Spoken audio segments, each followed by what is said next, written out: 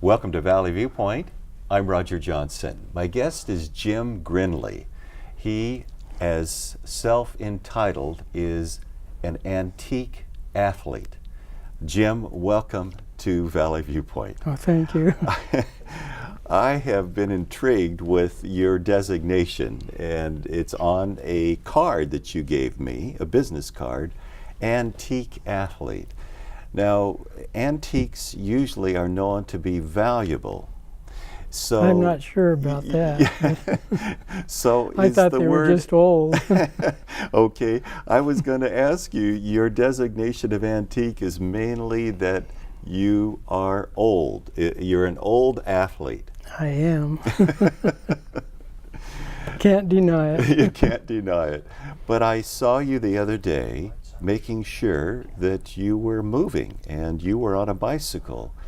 And then we were talking about your life, and I found out that you have done more walking and running than you have bicycling. In fact, your preference is. And I found out loads of more information, and I'd love to have you tell your story. When did this begin? Who inspired you to run and walk as you are?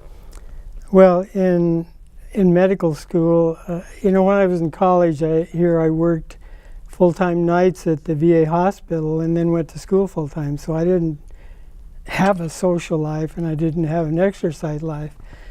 But when I got into medical school, one of my classmates, he and his father were the father and son champions in California for several years, and so he offered to give us lessons. So I said, yeah. So I learned to play tennis, and I became a real avid tennis player. And I was taking lessons, and they were having me run a mile a day just to keep my tennis game quick. And so when I was 39, I said, I guess I was hitting a midlife crisis or something. I said, well, I think I'd like to run a marathon. Well, I knew that the pediatrician at the hospital was a marathoner, so I went and asked him, what do I have to do, to get ready to run a marathon? He says, well, you have to be running about 42 miles a week for 6 months, then you probably can finish one.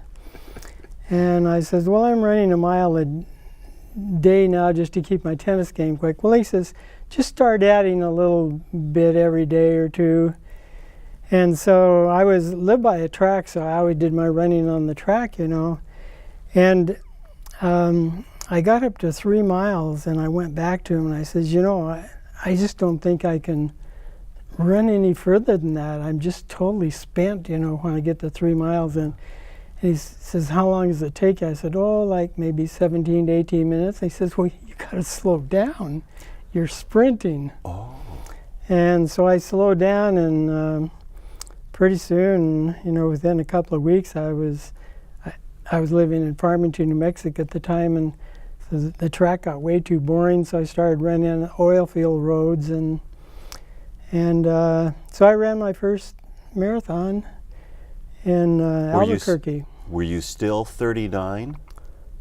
No, I thought it was 40. About 40. First marathon in Farmington, New Mexico. Actually in Albuquerque. Albuquerque. Yeah, and I didn't realize it at the time, but I'm so gung-ho about just getting my time just right and everything at the start. And I was about 5 miles into the race. I realized I was going too fast. I needed to slow down. So that pediatrician was talking to you in your head at that time. Yeah. Jim, you're going too fast, huh? So anyhow, I happened to look up, and I couldn't believe it. There's like 250 balloons, hot air balloons are just raising up. And just happened to be, and I'm sure they had planned the marathon on the day of the mass ascension of the balloon rally, So it's just spectacular. And I finished. And it's been downhill ever since. I say that tongue in cheek because I love running. Speaking of downhill, are you a person that likes flat terrain or races that do involve a lot of variable terrain, or variety, or what is your preference? Yeah, You know, if you're trying to make a good time, probably as much downhill as you can get. But, you know, I don't think hills are your enemies, you know, because when you're going uphill, you're using a little bit different muscle fibers than when you're going downhill. And so I think you perhaps don't get quite as tired if you have a race that varies a little bit, you know. Mm-hmm. Did you also incorporate your family in this, or is this a solo experience for the first marathon, or how did your family Oh, feel? the first marathon, you know, I was pretty much into it myself, but about a year later, my wife started running, and she at first couldn't even run around the block, you know. And I've been running for 43 years, and she's been running for 42 years. She's started a year after I did. And she's actually run about 20 marathons, and I tended to always choose the longer races, the marathons and the ultra marathons. And she's done a lot more half marathons and 5 and 10Ks than I have. So usually when they have a race, they have a marathon, they have a half marathon and a 5 and 10K too, you know. But yeah, she's been a real avid runner for a lot of years. Well, I'm glad that you have been able to share this experience together. As I was pondering what it would be like to have so much contact with the surface of the earth, have you learned about shoes over these 40 plus years? What are your preferences for shoes now?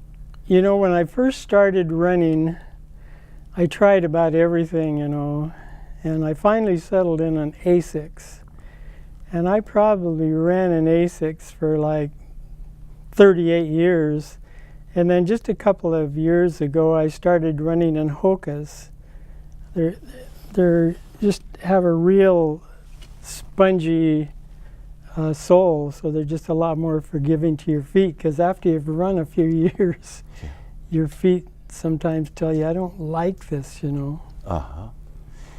Any other parts of your body that have said that to you, or you've been one of those fortunate athletes, those antique athletes?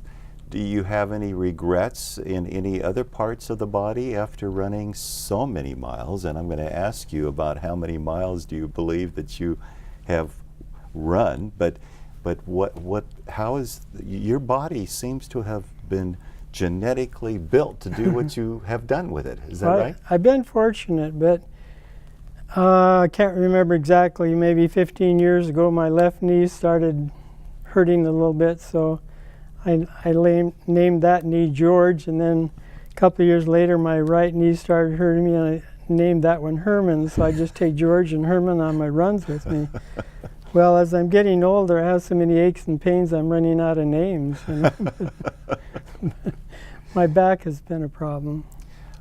And do you contribute this? Obviously, if you were 40 when you ran your first one, and I'm doing the math here, and did you say you've been running 42, 43 years? Yeah. So you have a right to say you're an antique in the area of age. You're in your 80s. And do you sense that this Chinese proverb that I was told about your left leg, you know, how many doctors do you have? Yeah. And you're supposed to say, what's that about? And then you reply, well, my left leg is one doctor and my right leg is the other doctor. Yeah. So everybody has two doctors in their lives. Do you sense that this use of your legs has actually been a plus for you medically? Oh, I think you keep a clearer mind, I think, if you're active. I say I've ruined a lot of people's lives, but I say that tongue in cheek, you know, because by getting them into running, you know, but I've encouraged a lot of people to get into running. But I also tell people you don't have to run to be in good health. I just happen to like it, you know. Mm-hmm. But you do need to move, you know, whatever turns your crank. Mm-hmm. But I also tell them, you know, if you just do it one day a week, we call it stress, not exercise, you know. So you have to do it every day. You can miss once in a while, but I always tell people only run on days that you want to eat, and and then as we that's get rather to humorous. as we get to later here, why I say only pray and study on days that you want to have a relationship with God. That's a daily thing too. So you're equating exercise with the spiritual life. Well, I got into, I don't know if you wanted to ask me more about running, but... Well, we can certainly go back to that, because you are hanging with medals, and we can talk about those too. But if you'd like to talk about the parallel between your spiritual development and your physical exercise, I'd love to hear that story. Yeah. Well, I was living in Thief River Falls, Minnesota at the time. I was a town of 8,000, and I was in a solo radiology practice, and it was quite busy most of the time, but very often I would have an hour and a half I could read in the afternoon. And so I went home for lunch one day, and I had just finished a book, and so I went to the library and I just grabbed this little book. That was in the library? Yeah, and I don't know how it got there. That was in the library? Yeah, in my library. In your library? In my home. Okay. My wife said she didn't, put it there. She didn't know how it got there. But something drew you to this book. Now, I happen to be able to see that this is Morris Venden's To Know God. 5-day plan, yeah. The 5-day plan. And you didn't know how it got in the library? No idea. But something attracted you to this book. Yeah. Morris Venden's 5-day plan to know God. And so I think I read it all at a pretty quick read, and I suddenly realized that I was perfectly happy to accept the pastor's regurgitated spiritual food that he got from his eating. I was perfectly happy to, and if it was what I wanted to hear, it was good, If it wasn't, I could get unhappy, And, he says in his book here, you wouldn't hire someone to come in and eat your Thanksgiving dinner for you. You want to eat that yourself. And after reading through the book, I realized that what I call it, there might be other names for it, but I call it pew warmer. I was a pew warmer. I, was raised by a Christian mother. I went to church. I paid tithe. I gave offerings. I sang the songs, and I knelt for prayer, and I tried to stay awake in the sermon. But something happened. I'm going to take a break with you, Jim. We'll take a break. We'll be right back with Jim Grindley, and we'll talk about the results of what happened to his life when he heard about that he was a pew warmer. And we'll be right back with Jim Grindley.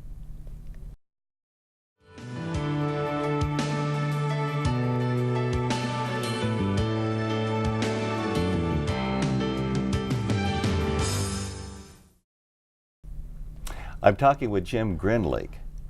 Jim Grindley identifies himself as an antique athlete, and I can tell by what's around his neck that he is loaded with accomplishments as far as performing on his feet. But he also came across this book, Morris Venden's book, To Know God, a 5-day plan. And you found this in your library, not necessarily knowing why it was there or how it got there. No. Your wife didn't say, I planted it there.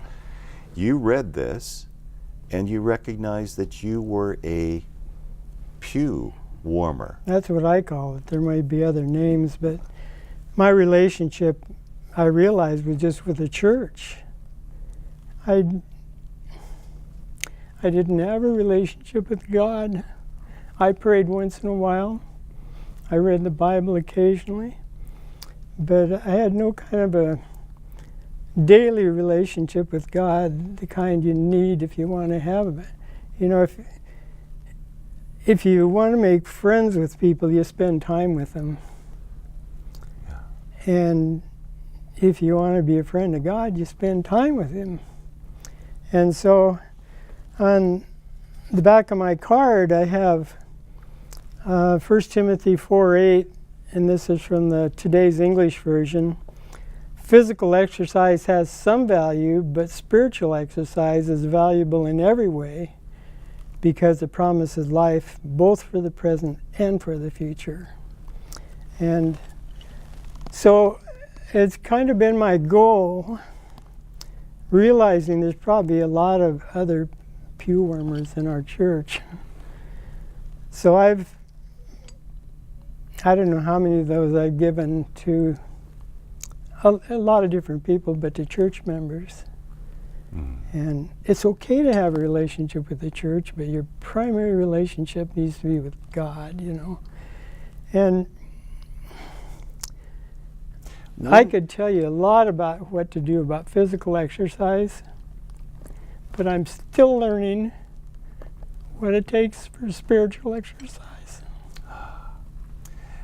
That is what you might extrapolate into, that you'll be spiritually running those marathons forever, with wherever that's going to be, wherever forever is going to be. We'll never quit growing and exercising with our Lord Jesus. No. What was the time when you found this book? Now you had run your first marathon when you were 40 in New Mexico. Yeah, I was, I'm trying to think. I probably was close to 60. 20 years of running. And one of the points that you made is that you had clarity of mind. There's a clarity that comes with physical exercise that allows us to be able to perceive our perhaps need to go beyond pew warming, at least. Right. Well, I think the reason God wants us to be healthy and eat carefully and exercise is because if you have a clearer mind, you can focus more on Him, you know. I always give the example when I give little health lectures, you know, if you're in a car wreck and you break a leg or something, all you're thinking about is that broken leg. You can't think of anything else, and I think that's why Christ heals so many people when He was here on earth, because He frees up their brains so they can understand what He's presenting to them and either accept it or reject it, but at least their mind is able to concentrate on it.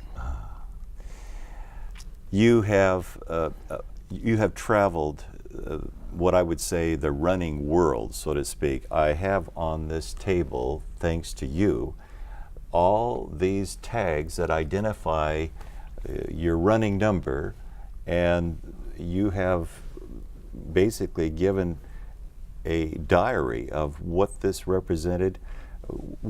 Have you ever attempted to calculate the miles that are represented in the races that we have here? And this was started in I just 2000. started these 11 years ago.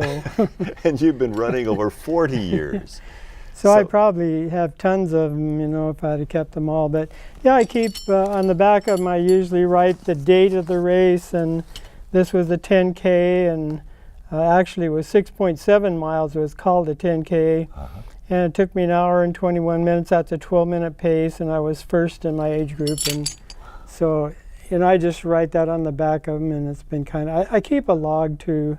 And you were second for the whole large group of just over 70. Yeah. Over 70. And you were first in your 75 through 79 age group. Wow. As Would you get say older, that you ran around the world? Well, I have. You know, I keep a log. There's only 2 years that I didn't keep a log. And I'm well over 100,000 miles. The first few years... Now, I want to have that sink in. the Earth is about 25,000, or I'm not sure. and your calculations have gone over 100,000 miles. Oh yeah. Oh my, Jim. But back in my early years of running, I only kept track of my running miles, and I would put in about 26 to 2,800 miles a year. And then as I got older, why, I started adding hiking because that's pretty strenuous. And then as I got a little older, I started adding walking. And then in the last few years, I've started adding biking, but I still get like 24 to 2,600 miles a year. Jim, what do you use for energy? I suppose my friends watching would say, what has given you the energy to run around the world? What do you like to eat? What seems to be the energy package that works for you? And are there any recommendations after all this experience? You know, I guess I've tried everything. Most of the time before a marathon, I don't eat, anything that morning. Because they say if you run on a full stomach, you get asphalt burns on your... That's a joke. Attempted a joke. Run that by if you're running on a full stomach, because the stomach is full, burns. you're going to be dragging the stomach on the asphalt. Oh my, that is a joke. Okay. But, the night before, I've tried Italian food, I've tried Mexican food, I've tried Chinese food. I can't tell any difference. And in the ultra runs that I've done, the 1,500 milers, why... These are the ultra runs, not just 26 miles. You're talking about 50 and 100. I noticed this belt buckle. What was that? That's 50 miler. That was a 50-mile run, the Ice Age Trail. It's a trail race, yeah, and between Madison and Milwaukee, Wisconsin, and this is the run in the Elkhorn Mountains in Montana. I've done that quite a few times. That's 100 kilometer, which is 61 miles. But anyhow, you usually carry water with you. Marathon, you depend on the aid stations, so you don't carry much, but you carry water with you and usually some snacks. And, in the last few years, I got into using goo. It's just kind of like concentrated sugar. Is it? Does it work for you? Oh, yeah. Oh, yeah. Your glycogen storage only lasts about 18 or 19 miles, they say, and then you're starting to burn muscle and everything else for energy. I'm not saying that marathoning is necessarily temperate. You probably don't need to do that to be in good health. Have you read some that feel like marathoning actually does take away the immune system? Oh yeah, I think it's never happened to me, but some people, they say after long runs are susceptible to colds and stuff like that, but I just have never experienced that, And getting back to motivation, I guess I've always been a driven person. I guess so. Like if I'm in a race, a marathon, and I hit the wall, they say you usually hit the wall about 20 miles. You hit the wall and you begin to walk a little bit. Why, if I do that, I say, well, I'm going to let myself walk to that tree, and then when I start running again, I'm getting real tired, I'm going to let myself walk at that intersection or something. I just am a goal setter. I always have been, and but I should just talk about the physiological aspect of it, running too. When I first started, I read a book. I don't know who wrote it. I can't remember. It's 43 years ago. Yeah. It was called Positive Addiction. And this guy, story was he decided to commit suicide, and he decided he would just run till he died. Oh my. And he ran and he ran and he ran and he ran, and he finally just couldn't run anymore, but he didn't die. But then he didn't want to die anymore. That's a great way of ending this program. I've thoroughly enjoyed having you as a guest, Jim. And you're willing to have some people call you after they've seen your testimony, especially the spiritual testimony. You're willing to give some I like to talk about any kind of exercise. Whether it's spiritual as well as the running. Yeah. Well, Jim, what is your phone number? It's 509-520-2437. Well, Jim, that's with 520-2437. 2437, 520. Yeah. Well, thank you so much for being on Valley Viewpoint and talking about exercise, whether it's spiritual or this vast experience of your physical being as well. Thank you, Jim. Been good to be here. Thank you for joining us on Valley Viewpoint. I'm Roger Johnson.